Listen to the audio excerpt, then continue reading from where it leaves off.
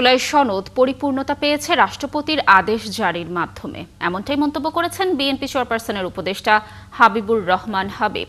যারা রাষ্ট্রপতির আদেশ জারি নিয়ে প্রশ্ন তুলছেন তাদের জুলাই সনদের বোঝাপড়া নিয়ে ঘাটতি রয়েছে বলেও মনে করেন তিনি। শুক্রবার জাতীয় প্রেস ক্লাবের সামনে জাতীয়তাবাদী শ্রমিক দলের এক প্রতীকী অবস্থান কর্মসূচিতে এসব মন্তব্য করেন তিনি। হাবিবুর রহমান হাবিব বলেন, জাতীয় নির্বাচনের আগে আয়োজিত গণভোটে মানুষের উপস্থিতি কম হলে জুলাই সনদকে অসম্মানিত করা হতো। এ সময় গণভোট ও জাতীয় নির্বাচনের তারিখ একই দিনে ঘোষণা করায় প্রধান উপদেষ্টাকে ধন্যবাদও জানান তিনি।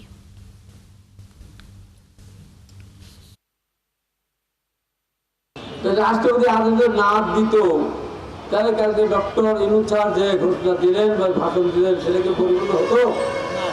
এই জ্ঞানটুকু যাদের নেই তারা আজকে বাংলাদেশকে চালাতে চায়। নির্বাচন হবে এবং সেই নির্বাচন ঠেকানোর সাধ্য ওই যারা বাংলাদেশ চায়নি তাদের পক্ষে ঠেকানো সম্ভব না। সরকারকে আবারও বলবো, নির্বাচনের 17 তারিখ ডিসেম্বর ঘোষণার পর দৃঢ় অবস্থান নেন, নির্বাচন ইনশাআল্লাহ হবে, গণতন্ত্র ফিরে আসবে।